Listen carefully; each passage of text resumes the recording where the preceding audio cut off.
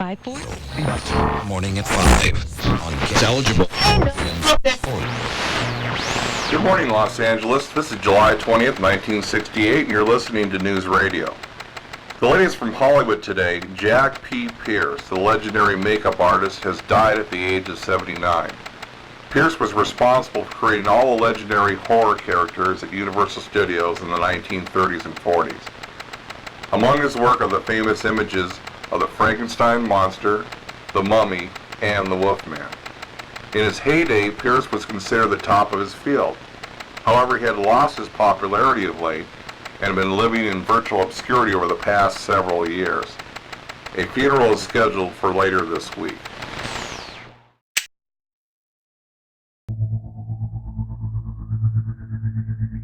So many memories, so many years.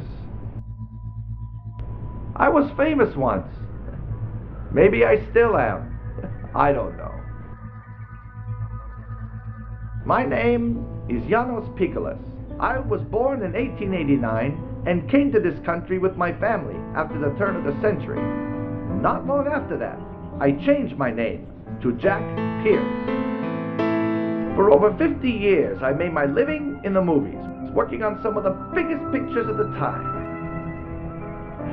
But that was a long, long time ago. I am most known for creating many of the famous monster characters in the classic Universal horror movies of the 1930s and 40s. What you may not know is that I worked in the movie business for 20 years before we made those pictures. What very few of you may know is what first brought me to California. It wasn't monsters or movies at all. No, my first love was baseball. When I was 19 years old, I was a shortstop on Logan Square, semi-pro team in Chicago. I could hit, field, and steal bases back then with reckless abandon. But I wanted to go further. So, against my parents' wishes, and with just a few bucks in my pocket, I headed out for California to try out for the prestigious Coast League team. Back then, this town was all scrubby hills and orange groves, far as the eye could see. It was very exciting. Got off the train, glove in hand, to meet my first professional baseball team. After a full day of working out, I had a meeting with the manager that, still to this day, I will never forget. Pierce. Yes, sir? Pierce, this is a tough game we're in. Now, you've got some hop and your head is on right, but a new era is coming in on us. You're a good kid, but you go only 5'5", 5'6". Not good enough. Players are getting taller these days. There's that new fella playing in Detroit now. Cobb? Yes, Ty Cobb. He goes 6'1", and look at what he's done already. In 3 seasons, he's taken the Tigers to 2 pennants, and they'll probably get another one this year. Now, I know you've come a long way to get here, but this is professional ball, son. But I would be a great spot starter for you, Coach. Coming off the bench when you need me in a pinch. I'm sorry, kid. You were good in Chicago. You put on impressive numbers. But why don't you head back there and rejoin the team? I'm sure that they could give you your spot back at shortstop. I can't go back, sir. Not now. I came here to play ball. I know, son, and I'm sorry. But there's only one Ty Cobb.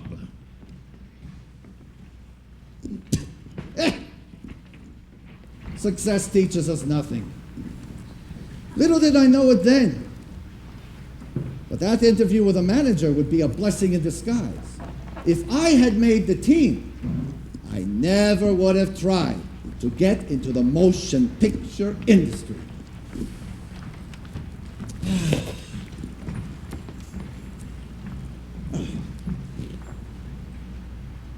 In 1910, I was an aspiring actor, working on any movie set in town that I can get on to. I did it all. Extra work, bit parts, featured player, you name it. Anything to get onto a picture. Even stunt work. there are some real advantages to being 5'6". Then I met Harry Culver. What a character. He could talk his way into anything. He founded Culver City, and boy, did it grow fast. A man named Thomas set up a big studio in Culver City, and for many years, all of the big pictures were made in Harry's empire. He seemed to like me, which meant that my job title kept changing a lot. First, I was his top Nickelodeon operator, and ran for 2 years, managed movie theaters all over Culver City. Business was booming, and we were making tons of money. And that is Mr. Culver was. Although he never found out, when I wasn't managing theaters, on nights, on my days off, anytime I could, I moonlighted as an actor. I started to put myself out for any part I could find. Indian, cowboy, even a bad guy. Could you imagine me as a heavy? Not many directors could either. 1916, I made it to a place that I would call home for many years. Universal City, the greatest, biggest picture studio of them all. I was introduced to the owner of the budding film factory, Mr. Carl Lemley. He was a haberdasher in Chicago after coming from Germany, so we had some things in common. Mr. Lemley wanted his company to be the biggest of them all, and he had the land to prove it. He built an outdoor city next to his offices, and we filmed movies out there by the dozen. It was certainly more impressive than the Hollywood studios like Vitagraph, where I had worked before. Mr. Lemley was many things, but no one could ever accuse him of not trying. If he thought his studio could get an edge, have an advantage, it didn't take long for him to tell you about it. But we got along well. I did get to continue acting in the Universal Pictures, but I get just as many assignments as an assistant director or an assistant cameraman. Let me tell you, that is not easy or glamorous work, but I did learn everything about how to make a movie. What Mr. Lemley didn't know is when I wasn't acting at Universal, I would skip over the hill to work in Vitagraph Pictures. I was building quite a portfolio, and I really saw myself as an actor. Well, by this time, I first started to create my own characters with the use of special materials. Even though we didn't know it then, actors who did their own makeup were the first makeup artists to work in motion pictures. A few more years down the road, I met someone around the studio who I had long heard about. It was a meeting that would change my life forever. His name was Lon Chaney. And above all, he really knew how to transform himself into any character the script called for. I learned a lot from Lon Chaney. Of course, he became one of Hollywood's top stars, and he did it by creating his own makeup and his own characters. Although he only came back to Universal periodically for like Phantom of the Opera or Hunchback of Notre Dame. We stayed fast friends from then on. By the early 1920s, I had what I felt to be one last shot at the starring role in pictures. I was turning 35 and had been in the acting game for almost 15 years. You get labeled in this town. It's pretty hard to crack it. And when you're going for the big one, like when I tried to make the baseball team, the powers that be are going to have the last word. You can only hope for the best. And when they do talk and give you the word, they all sound alike, even the voice. Pierce, you've done some quality work here, some great characters, but that's just the problem. They're characters. You're a character actor. This part is for a star. But sir, I've shown that I can command the screen. Look at my characters. Oh, that was a B picture. Do you have any A pictures. Pierce, what this shows is that you're a character player who can do some stunts. But we've got people who do character work, and we've got stuntmen on this picture. Now, if you were a starring player who did stunts like, Douglas Fairbanks? Yes, Douglas Fairbanks. Now, if you were a Fairbanks, tell you what, Pierce, I heard that you were good behind the camera. Limley said you were really have a knack for running a set. Why don't you give that work a real effort? I have been, sir, but what you don't understand is this part is my chance to be a leading man. I have the skills. I've done 3,000 pictures. I'm sorry, Pierce. This isn't the kind of part you're going to get. You see, there's only one Douglas Fairbanks. Again, success teaches us nothing. I soon learned that I was destined to work behind the camera. Well, then I met a man named Bill Fox, the founder of Fox Pictures. Though he wasn't interested in my acting skills, he liked the fact that all of the images in my portfolio were characters that I created myself using techniques that I learned. I might not have been Fairbanks or Cheney, but people started to take note of my makeup talents. In 1926, I did a picture for Bill Fox using my makeup skills on another actor. Using a combination of hair and other materials, I made Jacques Lanier into a monkey man. Considering it was my first real makeup job, I was pretty happy with how it came out. And it did get me a lot of attention. You know, I even learned that just recently, they made a movie with a whole planet of these creatures. But I know this guy Chambers' work, and he's going to be one of the up-and-coming top men in our field, you'll see. The next year I was back at Universal, doing more assistant work when we heard the most remarkable news. Mr. Lemley named the person who we never expected as head of production at Universal City Studios, and he did it as a birthday present for his son. Enter Carl Laemmle Jr. Junior Laemmle, as we called him, was given free rein by Senior Laemmle to make pictures right away. I could tell that we were in for an interesting journey. In 3 weeks, we started production on an epic version of Victor Hugo's The Man Who Laughs. Junior handpicked that novel himself. He also told us of the plans he had to make movies of all the classic horror novels, much to Senior's dismay. But that wasn't even the best news for me. Junior immediately made me head of the makeup department at Universal Studios. He gave me Lon Chaney's old bungalow. Over 15 years in the business, and I now had a new career right before my 40th birthday. I was excited about the potential of being head of the makeup department at Universal, but more so because of the passion and enthusiasm of Junior Laemmle. I just wanted to make sure that I created my own mark and was not living in the shadow of my friend Lon Chaney. For me, there couldn't be any better picture, first project, than The Man Who Laughs.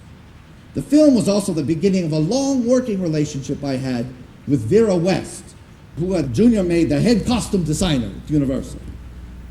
She and I would talk about the overall look of the character. And we had a stills man come in to take pictures of the various wigs and the clothes and costumes and makeup designs that we selected. The stills man would show them to Junior, who would pick out the ones he wanted. Sometimes Junior would even show the director of the film.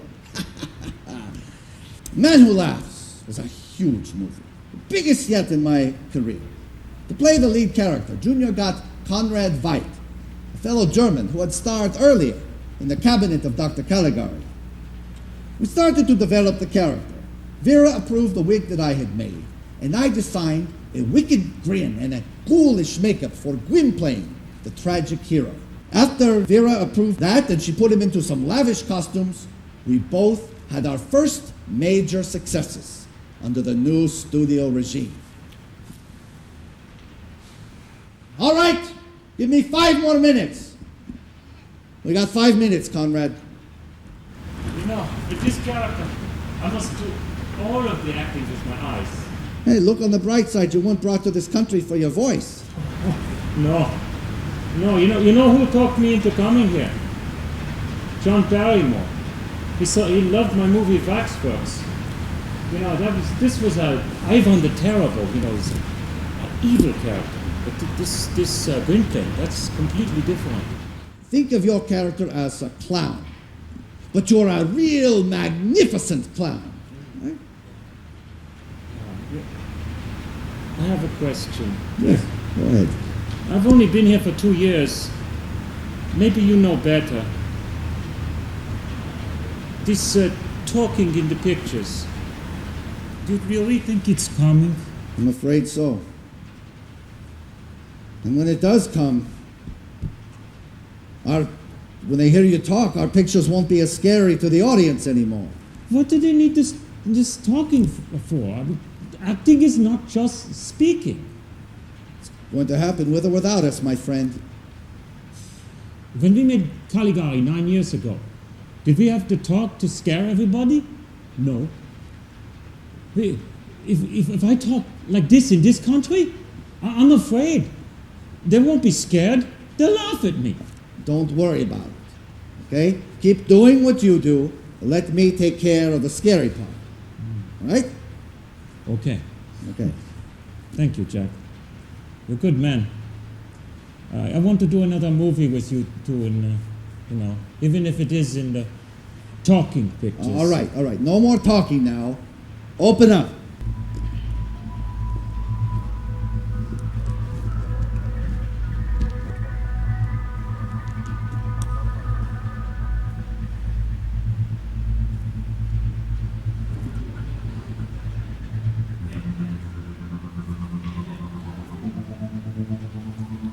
Conrad didn't do much more talking in pictures. He went back to Germany after The Man Who Laughs. We never did make another picture together. For a while, Junior wanted to cast him in what became our first sound horror film, but Conrad balked. You see, Junior decided to make a movie out of the novel Dracula, which had recently been performed on the New York stage as a play. What we didn't know was how we were going to do it, or who was going to play Dracula. I was excited and nervous at the same time. I had some great ideas about the Count character, going even further than Chaney's vampire in London After Midnight. We got the same director from that film, Todd Browning, and for a while, we even thought that Lon Chaney was going to play the Count. Wouldn't that have been something? Then we heard that everyone from John Carradine to Bela Lugosi was going to be Universal Studios' new Dracula. But before we started work, without any real warning, we heard that Lon Chaney had died. He was only 47 at the time, and in my mind, in the 1920s, he was the greatest of them all. His legend would haunt my makeup bungalow, but it inspired me to achieve the kind of greatness that he had achieved. Once he passed, I knew that Dracula had to be something unforgettable. Well, unfortunately, after Bela was cast in the role, I soon learned that he wanted to do his own makeup, as he had done on the stage. But I was not about to tell him any differently. Then, with Max Factor's organization, I designed a green grease paint for him and created a widow's peak look for his hair, but I never touched him on that picture. Instead, I helped create the looks for Dracula's brides and Mina and Renfield and Van Helsing, and with the help of hairstylist Lily Dorigo, the first woman in town to run a studio hairstyling department. You should have seen the look on Senior Lemley's face when I mentioned that Lily should be the head of a hair department. But he later thought it was brilliant. Even though I was disappointed that I didn't get to work with Bela very much, we could all tell from the start that Dracula was going to be a hit. What we didn't know was that a big German guy named Papa Karl Freund would do the photography and take control of the picture. Universal opened Dracula just before Valentine's Day in 1931. Almost instantly, it was a smash success. It didn't take long for the Laemmles to decide that they wanted a follow-up horror film. 6 months earlier, Junior had given me a copy of the book of Mary Shelley's Frankenstein. But they had some trouble finding the right director and the right actor, and the right actor to play the monstrous man. First, Junior cast Bela Lugosi as Frankenstein's monster. I did a makeup test with screenwriter Robert Florey, who was the director of the film at the time. But once Junior saw the test, he laughed. He pointed at the screen and said, "That doesn't look like Frankenstein's monster. It looks like Der Golem." So, Bela left the picture, much to his delight. And Junior hired a British director who was already on the lot, James Whale. With Mr. Whale on board, we had our picture. The one problem was that we still had no monster. Junior Laemmle had a definite idea about what he liked and what he didn't like. Then, just like a story from a movie itself, a most fortuitous occasion arrived, and of all places, at the Universal Commissary. One afternoon, no one could have possibly known then how that one day would change all of our lives forever. Boris Karloff was one of the most decent people I ever met, and certainly my favorite actor to work with. He was absolutely perfect to play the Frankenstein monster. Whale had discovered him and immediately liked him as the monster. Then, while Boris was shooting a picture called Graft, we worked for 3 hours every night for 3 weeks to develop the makeup. But long before that, Junior Laemmle had given me the book, and I'd been thinking of a way to create the character of the monster. I didn't depend on imagination. Before I did any designing, I spent 3 months of research in anatomy, surgery, medicine, criminal history, and ancient burial customs. If the monster looks like something I dreamt after something I ate, don't blame me, blame science. I made him the way the textbooks said he should be made. With layers of cotton, collodion, and spirit gum, I built up the head, then covered it in a gray-green grease paint.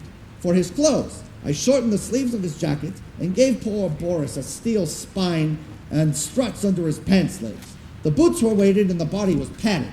The outfit added 35 pounds to him, and the whole appearance made him over 7.5 feet tall. After James Whale and Junior Laemmle gave the final approval, I knew that we had it. But after all the prep, we were just getting ready to shoot. For Boris, it was a grueling shoot. We shot the movie in August and September, and boy, was it hot. I gave him a white hood and would escort him from my bungalow to the set every morning after about 4 hours of makeup. I stayed with Boris the whole shoot, constantly touching him up and making sure that the material didn't get into his eyes. That whole time was magic, as we knew then that Boris was creating something very special. One for all time. Now, I'm going to turn that ray on that body and endow it with life. And you really believe that you can bring life to the dead? That body is not dead. It has never lived. I created it. I made it with my own hands from the bodies I took from graves, from the gallows, anywhere.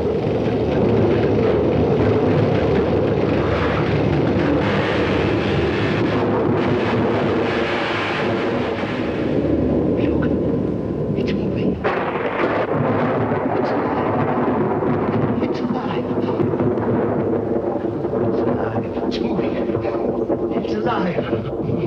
alive!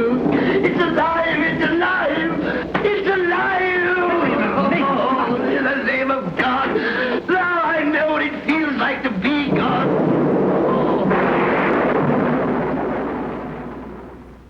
The brain that was stolen from my laboratory was a criminal brain. Oh well. After all, it's only a piece of dead tissue. Only evil can come of it. Your health will be ruined if you persist in this madness. I'm astonishingly sane, Doctor. You have created a monster and it will destroy you. I've got to experiment further. He's only a few days old, remember? So far, he's been kept in complete darkness. Wait until I bring him into the light. Here he comes. Let's turn out the lights.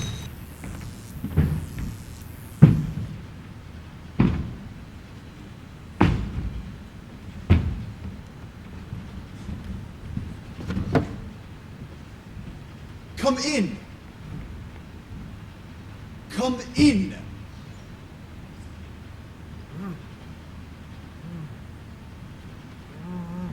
Come in. Sit down. Sit down. You see? He understands. Watch.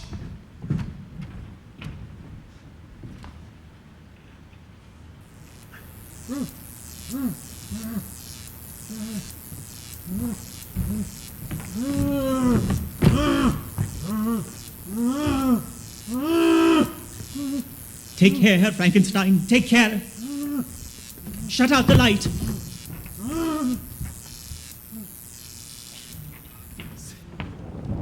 Sit down. Go and sit down.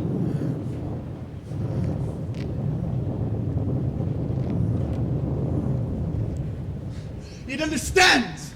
It's wonderful. Frankenstein! Frankenstein! Where is it? Ah! Get back with that torch! Quickly! Cut the rope! We've got to get him into the cellar! Shoot it! It's a monster!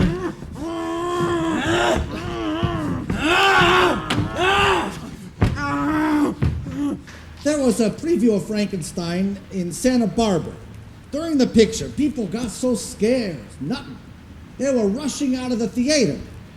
After we got through, all the officials of the studio said, "What do we got here?" I told Junior and a few others, "Don't worry about it. You're going to see something."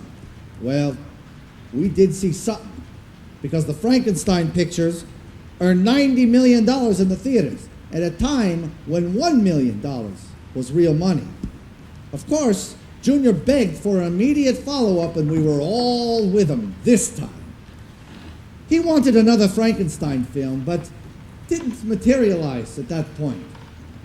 I started to do other projects with Boris in the starring role, but only one film went into production from that period. The Mummy. Papa Freund, who directed the photography so well in Dracula, and was going to be the director, they based the whole idea on an actual mummy, Tutankhamun, who had been discovered in Egypt back in 1921. Papa wanted me, rather, to create a realistic mummy who awakens after being buried for 3,700 years. They decided to do two mummies for the picture. One that is only on screen for a few moments in the beginning, and then another one who would be in most of the story. I wanted Boris for both roles. So, I did two makeups for the picture. The one which was used for a large portion of the film was the Ardith Bay makeup. That one was relatively simple, giving Boris the wrinkled appearance. But the complete Imhotep mummy makeup took 8 hours to put on Boris, from top of his head to bottom of his feet. 8 hours. Then, I had to put the bandages on the body and then seal them with tape so that they wouldn't unravel. Then after that, I had to put the burn bandages on. I took old gauze and put acid on it for a week before I put it onto the body. For his face, I used a combination of materials like Fuller's Earth, a type of clay, and it was an hour and a half to take the whole thing off. Boris was always the ultimate gentleman about working in the makeup. I never heard him once complain in all the years we worked together. His ability to bring my work to life is really what made those monsters unforgettable. Not only that, but Boris was a lifelong friend. To make it easier on Boris, I did create a double of the complete mummy makeup which we could put into the scene for master shots. I called it the dummy mummy. With my key assistants, who included guys like Otto Lederer, Sam Kaufman, and later Bill Ely, we felt that we were given a chance to make screen history with these movies. And let me tell you, with The Mummy, we took advantage of it the best we could. Well, it seems to me that the only find that we've had over the past 2 months that could bring this expedition any medals from the British Museum is that box with the rather peculiar gentleman over there. And then after all, we're only human. A find like this, how can you wait? I got a good look at him when I photographed him. Never saw a mummy like that, though. It seems as though he died in some sensationally unpleasant manner. Buried alive. Imhotep, high priest of the Temple of the Sun at Karnak. Huh. Poor old fellow. Wonder what you did to make them treat you like that. Perhaps you got a bit too gay with the Vestal Virgins in the temple. Maybe the answer lies in that box we found buried with him. Some temple treasure. The wood so old it would fall apart at a touch. Oh, whatever it is, it's terribly heavy.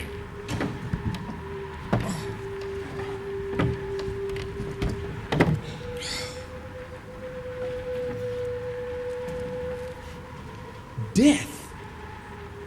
Eternal punishment to anyone who opens this casket in the name of Amun-Ra, king of the gods. Good heavens, what a terrible curse.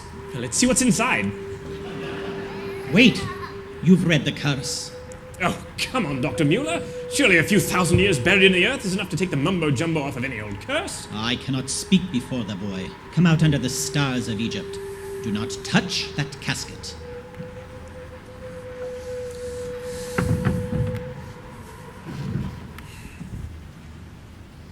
If you are right about the legend, then this casket may contain the scroll of Thoth from the Holy of Holies in the temple, and I can hardly wait to get back to find out.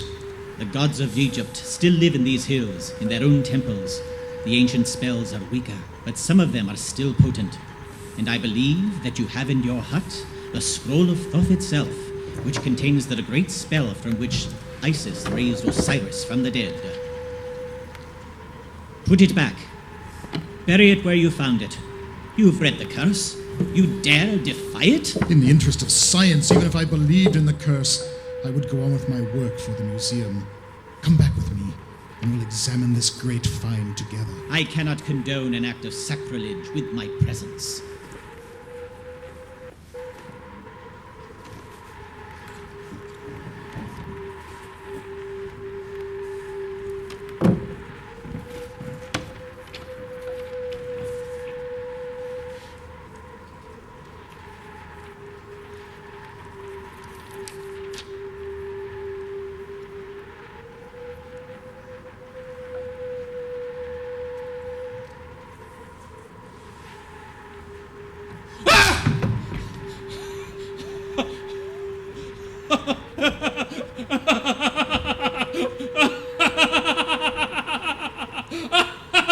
What's the matter, man? For heaven's sakes! What is it?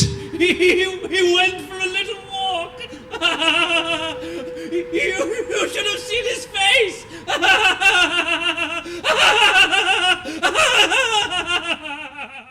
The Mummy was one of my favorite characters, and the only one to get me a Hollywood Filmograph Award before they gave Oscars to makeup people. And Boris Karloff himself presented me with the award. Around this time, Junior Limley discussed many exciting movie projects. First, we were going to do a werewolf picture with Boris Karloff.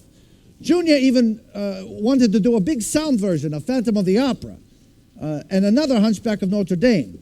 But my next project was a very unique one with James Whale.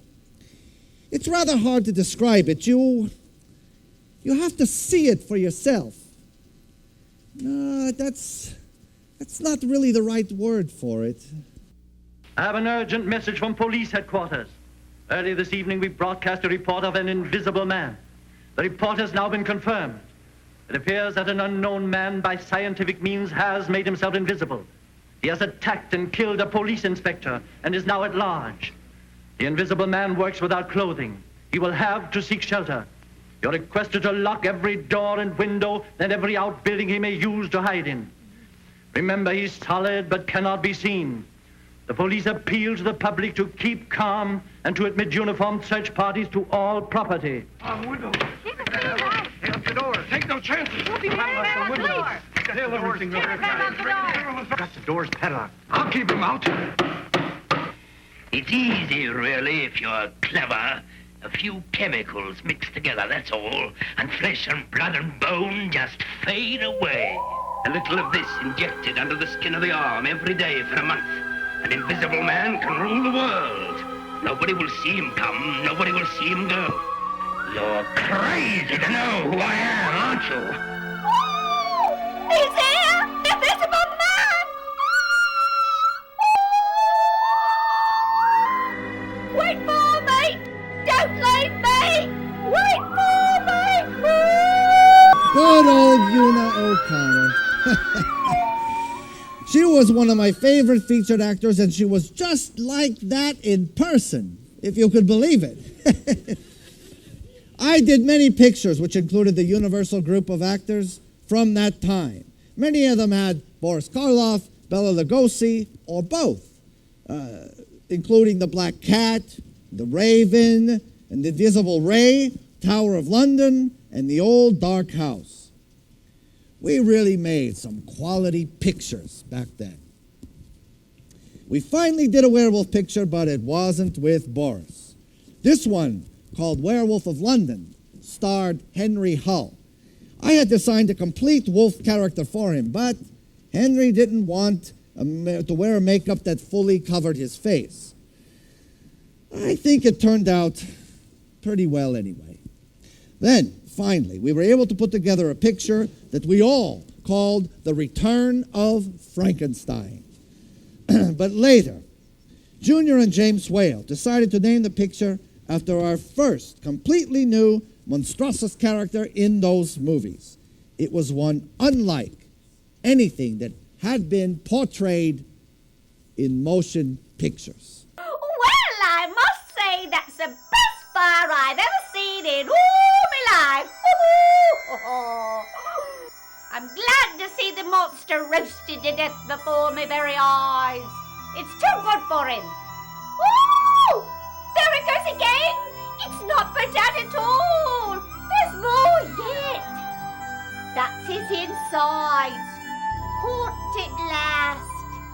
Insides is always the last to be consumed.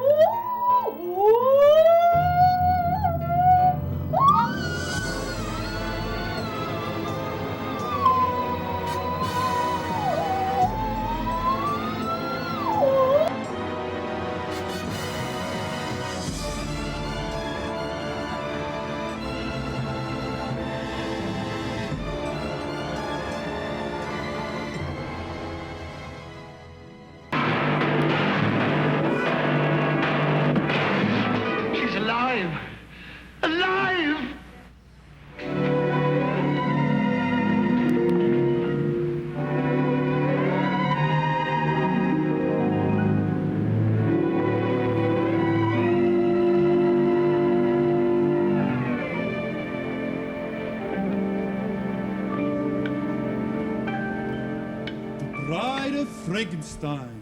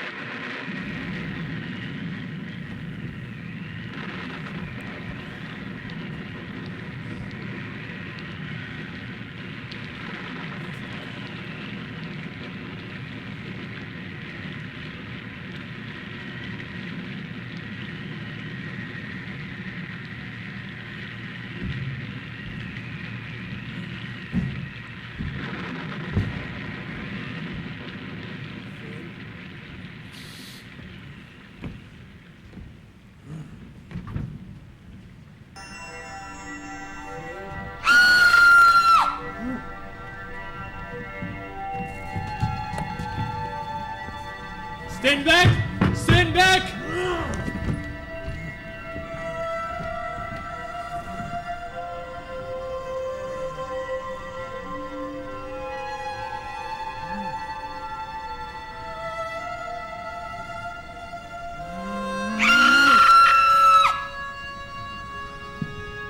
She hate me like others.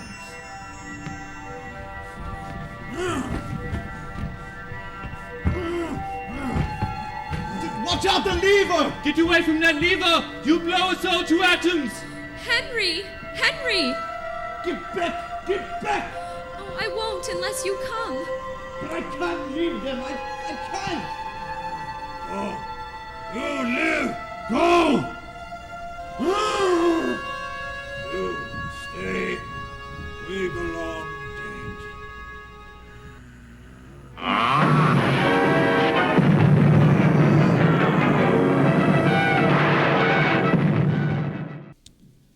The year was 1936. With James Whale and the Lemleys, we made the picture Showboat the next year. But word had gotten out that the Lemleys were in trouble. Though the studio had its share of pictures, they were strapped for cash, and Senior Lemley made a decision to sell the studio. It was the end of an era.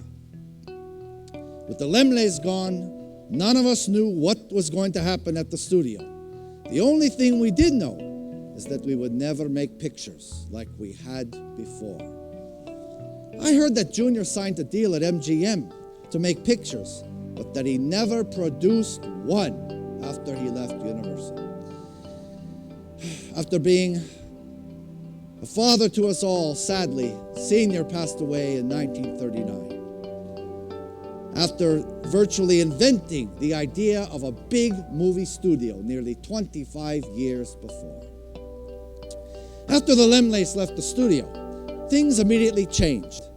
I honed my beauty makeup craft on many leading ladies like Joan Fontaine and Susanna Foster. And I made up a dashing young man named Vincent Price in his first movie, Service Deluxe. But then, everything changed again. In the summer of 1938, a movie theater in Hollywood started showing Dracula and Frankenstein on a double bill. Boy, did that get certain people's attention. The new studio head, Charles Rogers, said that we were going to do one more monster picture immediately. With the production nearing the start date, I was informed that the writers added a new character to this new monster script we were doing. Someone to help the new Dr. Frankenstein bring the monster back to life. I never could have guessed who they would have cast in the role, but Bella. This time, he was more than happy to let me do my work. We got along famously and created what I believe to be his most finest character, Igor. We worked in record time to put together Igor, plus a new version of the monster. Vera West, who was my good friend and had been in the costume department head at the studio for as long as I had been there, designed that great shaggy coat that the monster wore in that picture, and that was shot at the end of 1938 to make it into theaters at the beginning of 39. Even the Lemleys never worked so fast, although James Whale was no longer at the studio. The picture, called Son of Frankenstein, felt like a family reunion for all of us.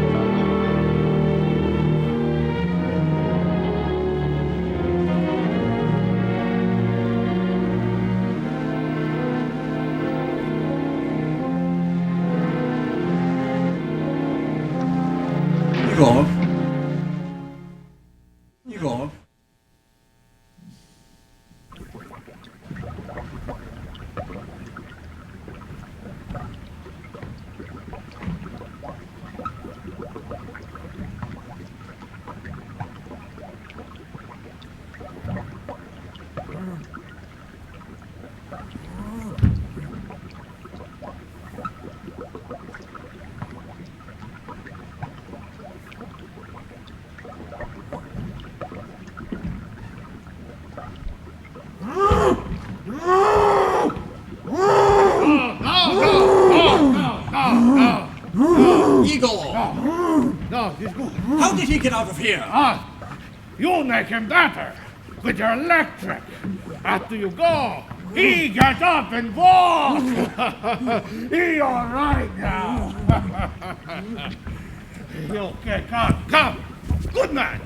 Good man. Yeah. He must never get out again, never. No. He only do what I tell him. See? Always. Go.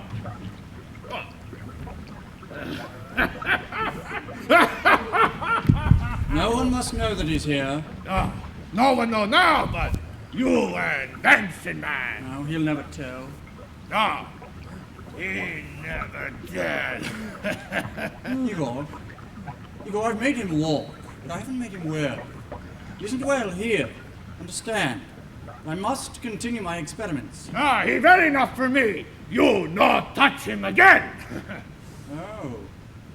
But if you want him to be well, you must keep him here always.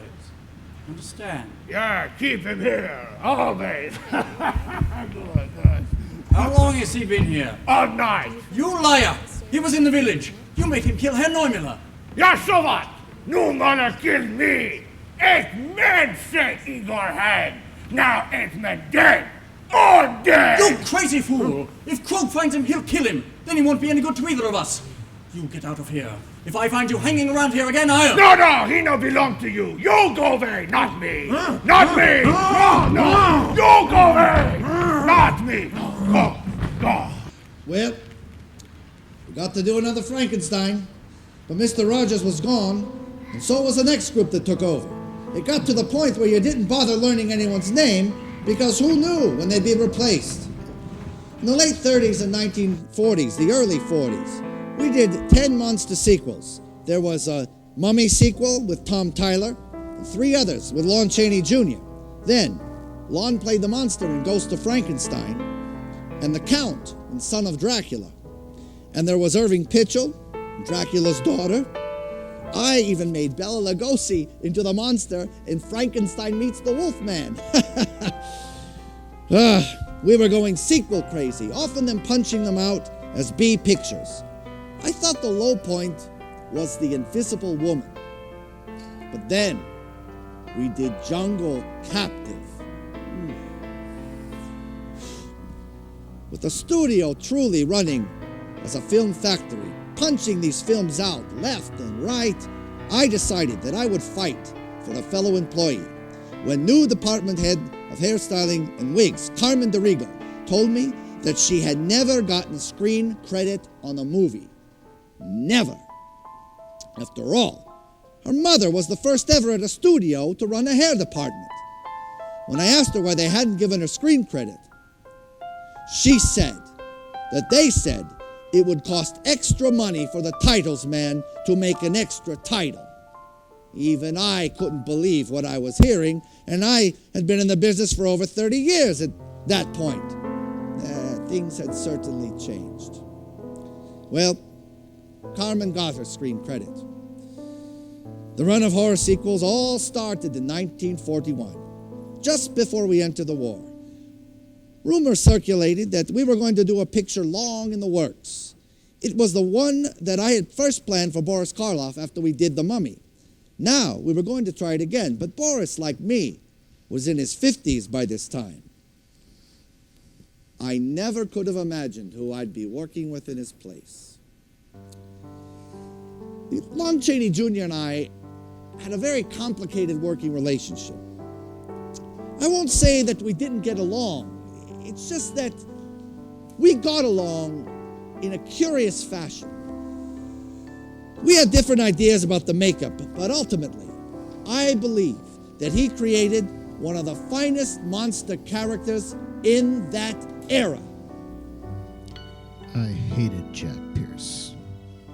The Wolfman makeup took forever to put on and forever plus a half hour to take off at night, and it stank to high heaven. I don't know what kind of hair he put on me, but it wasn't meant to be pleasant.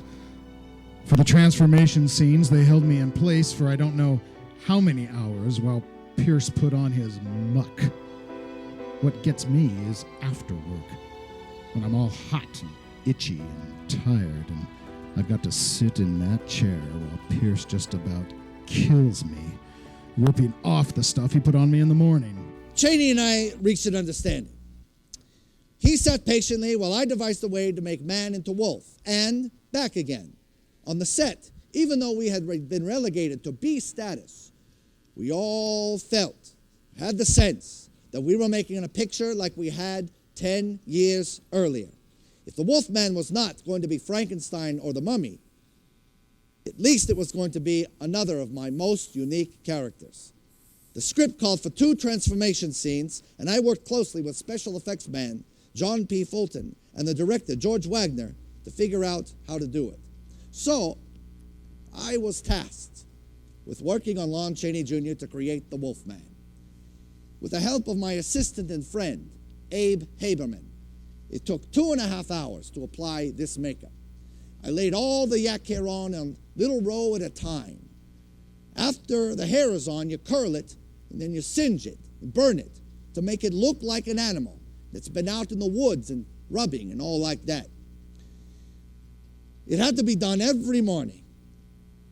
Okay, I chose to use my first real appliance when I used a rubber nose on Lon, other than the teeth as an appliance. Look, otherwise, you got to model the nose every day, which would have taken too long. The Wolfman was my favorite character since The Mummy, almost 10 years before.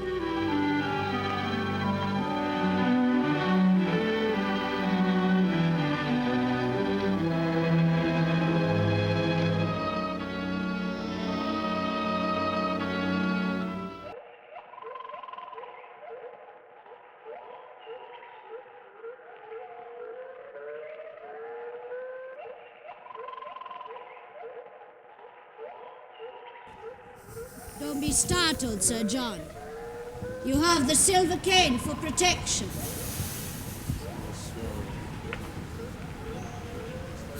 Who are you? Hasn't your son told you? You're the gypsy who's been filling his mind with this werewolf nonsense. Nonsense, Sir John? Yes, you've been preying on his gullibility with your witches' tales. But you fixed him, didn't you, Sir John? You don't believe the witches' tales, do you? Not for a minute. Then where were you going, Sir John? Were you heading back to the castle? Did you have a moment's doubt? Were you hurrying to make sure he was all right? I wanted to be with my son. I was going back to... Coming out this way, Red! Swing out to the right there and come through again. White, you and Phillips take charge. I could have sworn I hit him dead on. And I, too. Have you forgotten it takes a silver bullet for a werewolf?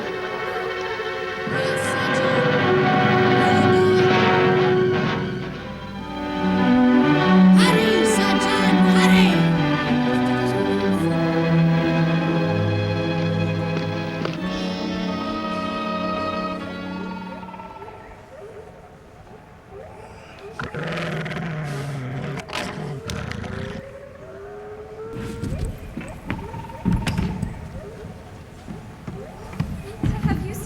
Don't go through the woods. Why? You'd better come with me. But I want to help him. Listen, the hunt is on. No, I've got to find him. Come with me or he will find you.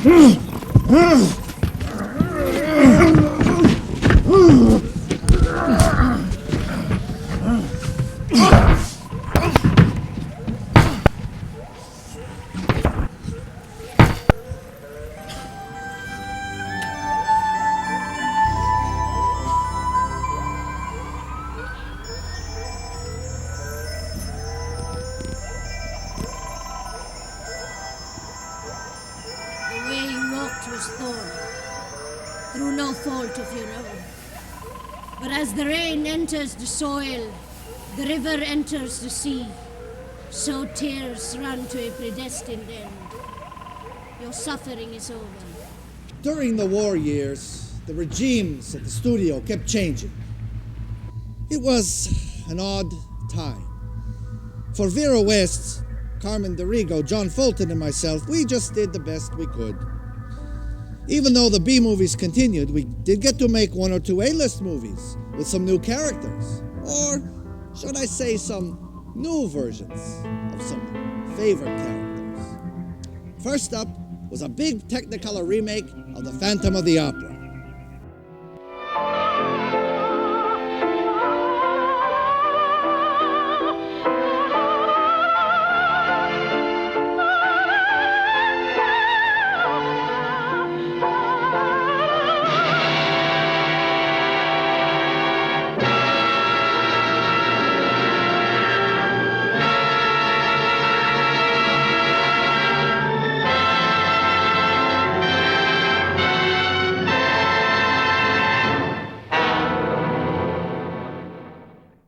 Now, this Phantom wasn't as spectacular as a silent version, as you call it today.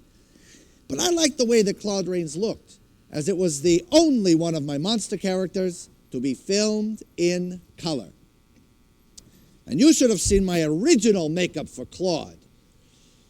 Let's just say that this one was toned down. My good friend Arthur Lubin was the director, and he suggested that we reduce how scary he could look. This was another disappointment, you know. Chaney's classic Phantom had always been one of my favorites.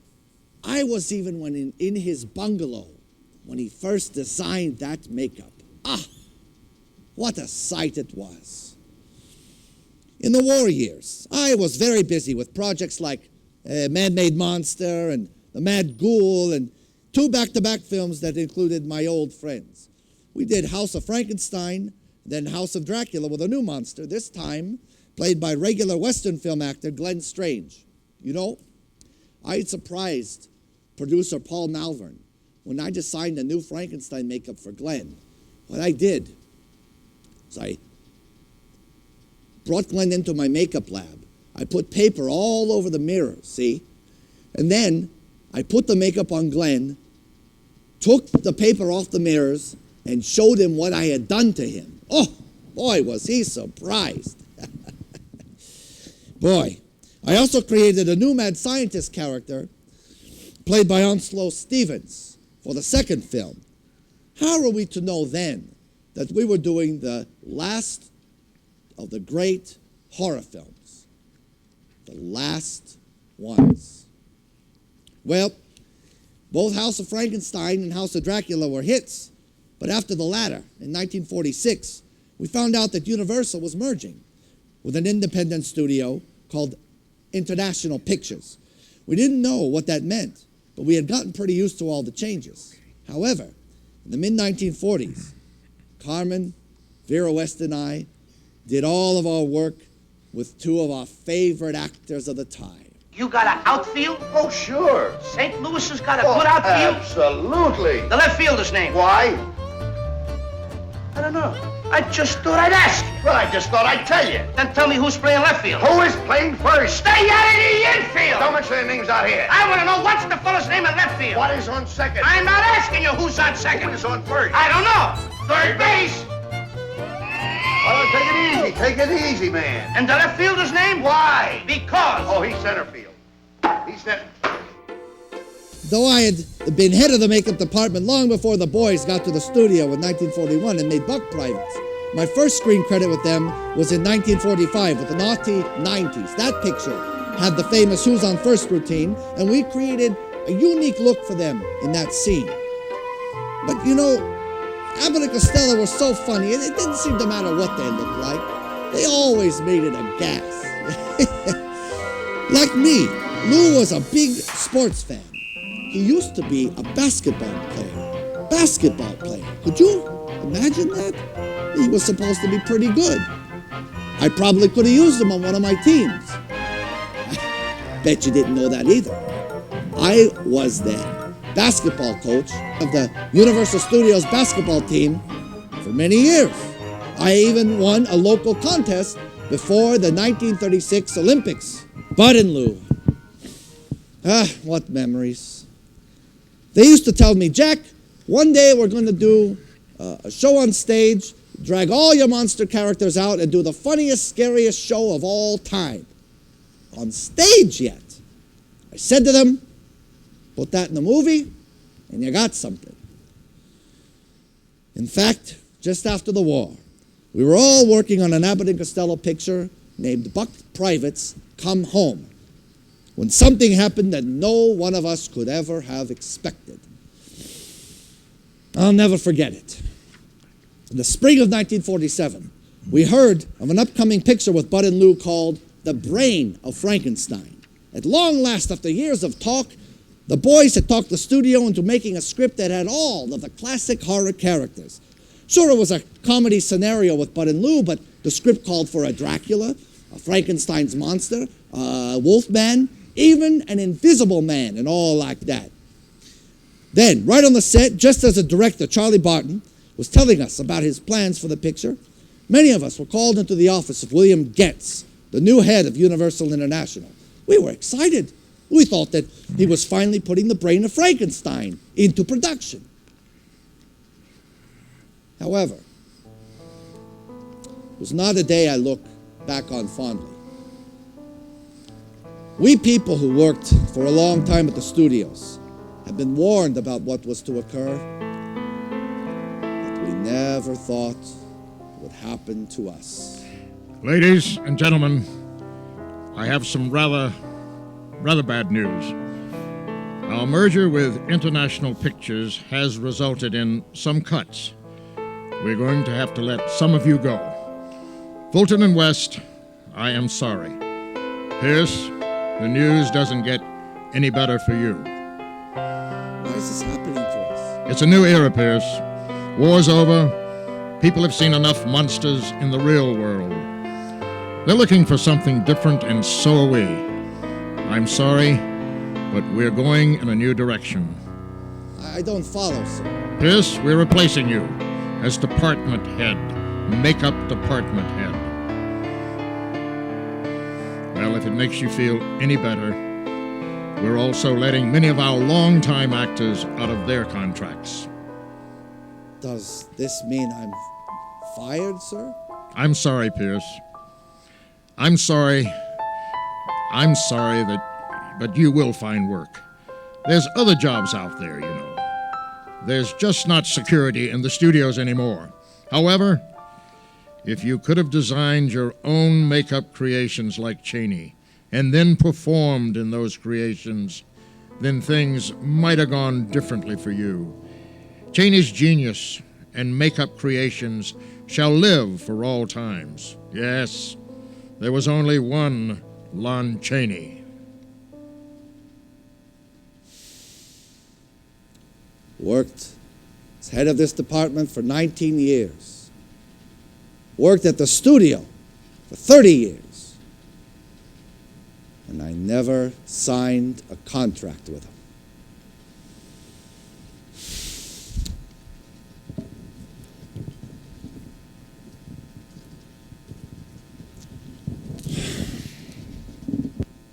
I never did get to do Abbott and Costello meet Frankenstein.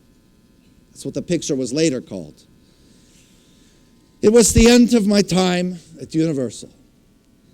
I had the chance to go back there several times and work, but I just couldn't.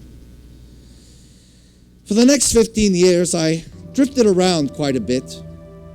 I did a TV show with Carmen DeRigo in 1955 called You Are There, and did several movies in the 1950s and 1960s like Teenage Monster, Beauty and the Beast, and Giant from the Unknown. But it wasn't the same.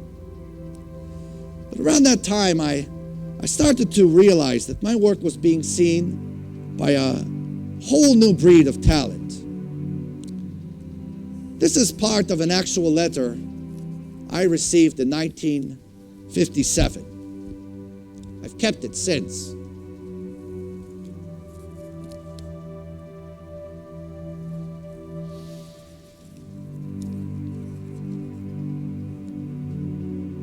Dear Mr. Pierce, from the National Broadcasting Company, RCA, Building, Radio City. Within the last 2 weeks, the first Frankenstein and the Mummy were shown on New York television. Although I had seen them both about 12 years ago when I was starting in TV makeup, I was more than ever impressed with your creations.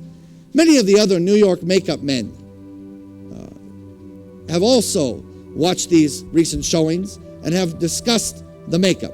The words most frequently used to describe your work have been classic makeups, marvelous conceptions, couldn't be improved upon, and the two greatest of all time. When I first became interested in makeup as a hobby, I tried making myself up as Frankenstein's monster, the Mummy, and the Wolfman. My picture collection contains many stills of you creating these and other monsters, which I have studied often with admiration. I hope very much to be able to contact you again sometime and become as acquainted with the artist as I am with his work. If by chance you ever come to New York, I would be tremendously honored if you would call me. Very sincerely, Dick Smith.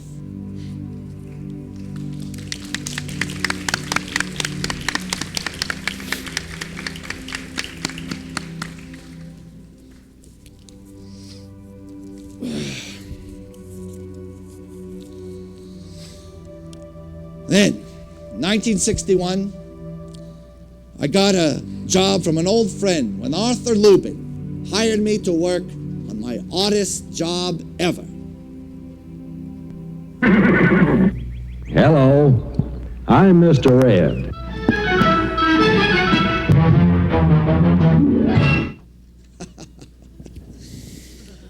I did makeup on Ed for 3 years. Though mostly on the actors, not the horse. And it was my last job. I did get to make up my good friend Alan Young as an old man once in the show. I think that work was my last real challenge as a makeup artist. You know, I worked in the business until I was 75 years old. Well, success teaches us nothing. But I know that I had a great career. They say that when I passed away in July of 1968, that I died in obscurity.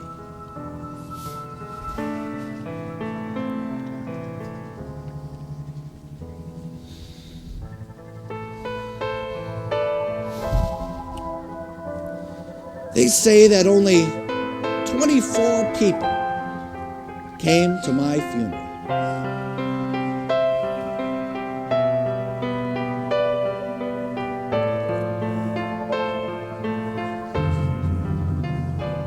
But I know that there were others.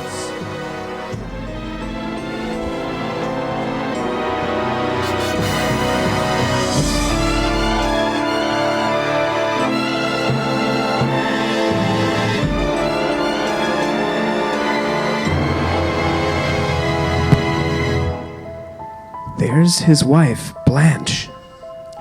There. That's his friend Abe Haberman. Who are all the others? They are all here for a reason. Yes, there was only one Jack Pierce.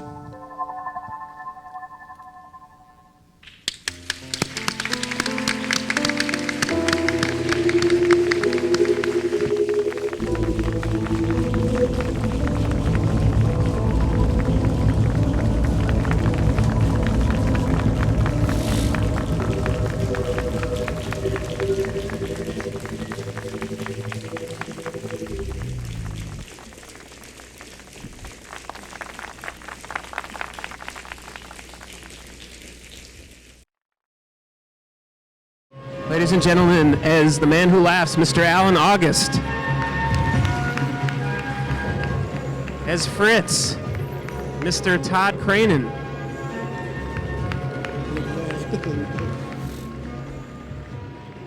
As Colin Clive, Mr. Jim Sloane.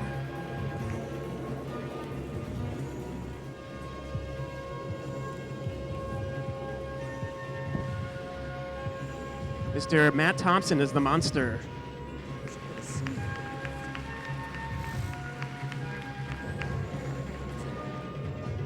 As the mummy, Mr. Ken DeShan.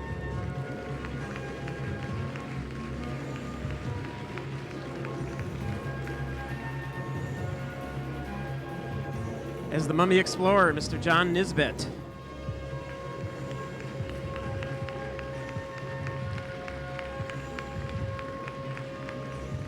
As Una O'Connor, the lovely Miss Denise Moses.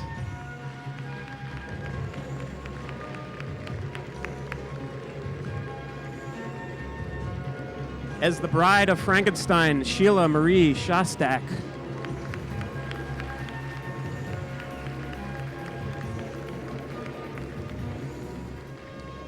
Mr. Cale Thomas, who played Dr. Pretorius, Ernest Thesiger.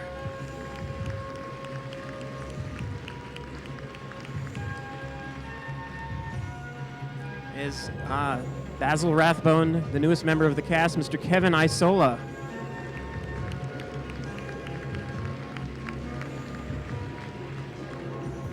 The formidable Dan Roebuck as Igor.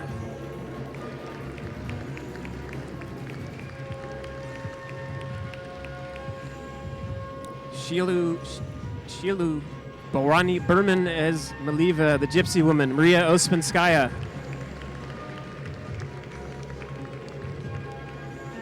Also in The Wolfman as Claude Rains, Mr. John Huey.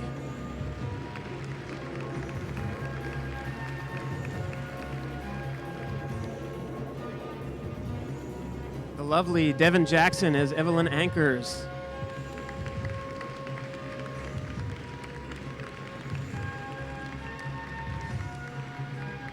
As the Wolfman, Douglas C. Meyers.